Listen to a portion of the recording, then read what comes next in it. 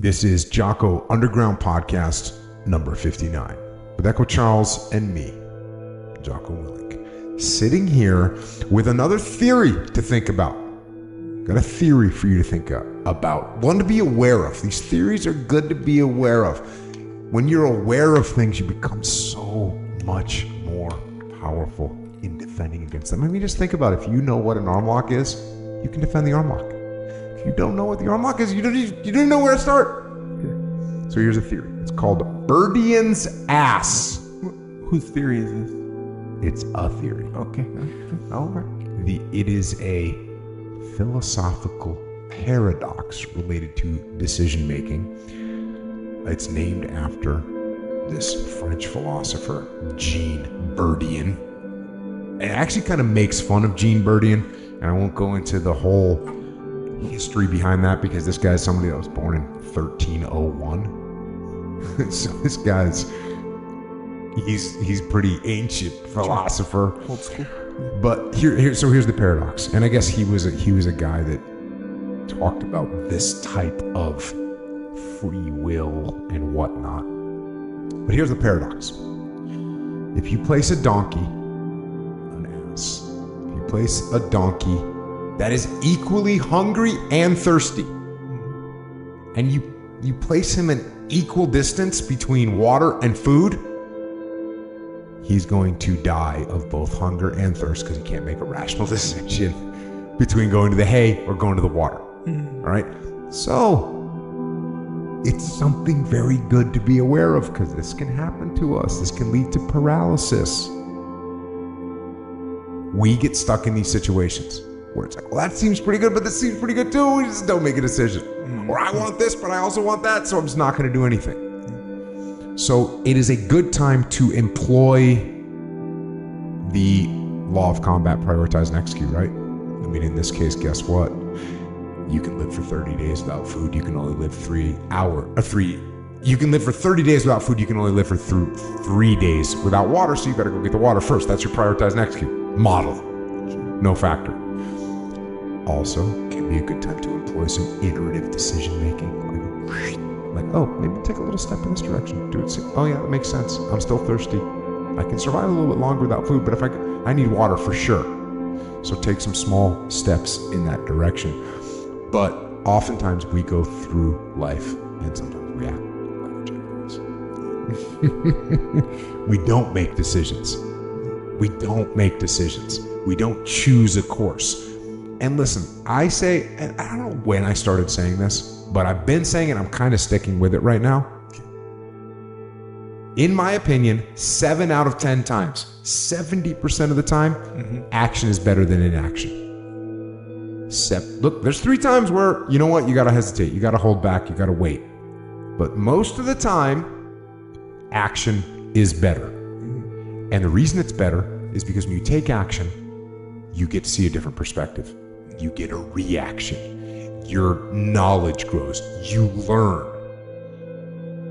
You can learn by sitting and waiting occasionally. That's why it's only 3 out of 10, bro. It's only 3 out of 10. Inaction has a possibility of giving you nothing. Like you sit and wait, you don't change your viewpoint. You don't change your perspective. You're seeing the same thing that you saw before. Yeah. So there's a chance that in action you get nothing from it. There's a small chance that if I sit here and wait and I see what Echo's going to do, now I see what he's doing, okay, now I can... There's a chance. But there's also a chance that I don't get to see anything new. Whereas if I maneuver, take a step, take some action, I'm going to get to see more, I'm going to learn. So, bottom line is, don't be a jackass. Don't be a jackass. Take some action. Don't get stuck. Don't sit there and analyze all day long because it's going to be a problem. So there you go. Little theory from the past, from Birdian's ass. Do you ever get that feeling? I don't know. I didn't even think about that. I should have thought of a personal example of that. Of me. I think for me it might be I want this, but I also want that. Yeah. Like at the same time, which is what the donkey's doing, right? The donkey wants water and wants hay. Yeah. So yeah, sometimes you're like, oh, I want this, but I also want that. Which one should I get? Yeah. And I wait and argue about it in my own head. Yeah. So Don't do that. Yeah, it feels like this is something different though, right? Feels like it's different than what? Than just, well, like if you want some, let's say like buying something, it's kind of like that's a common thing where it's like, yeah, of course you want both. You probably want 10 other things as well, but these are just the two things that you're considering. And then you're like, wait, but I only want to spend a certain amount of money, which can only afford me one of these things. I'm sure that's like a common thing. That's not like this philosophical. Well, theory. here's the thing. You want to buy that property and you want to buy this property and you're like debating, and all of a sudden property goes up the prices go up on both. Oh, right. Yeah. And now all of a sudden you're being indecisive. Oh, yeah, you're right. No, yeah. So that's where it applies. Or, hey, I really want to apply for this job, but I like this job as well. And you're like, oh, which one should I apply for? Oh, I didn't apply for either one because I was debating, and guess what? Now both jobs are filled. So there's a bunch of examples where this happens in real life. So like, let's say you're walking in the movie theater and then you're like, hey, like if I sit over there, I'll be around way less people.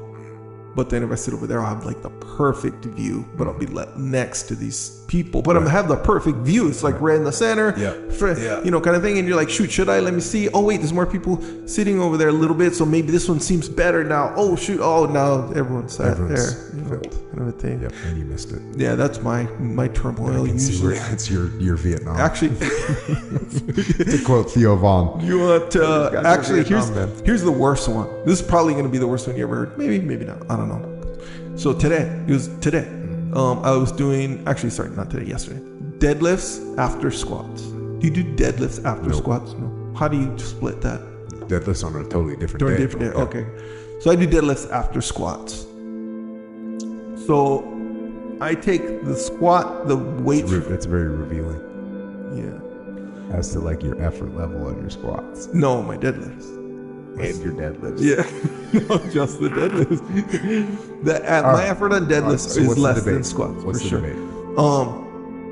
In my head. So I take the weights from the squat rack when I'm done and I start to load them on the deadlift. It's a different separate bar.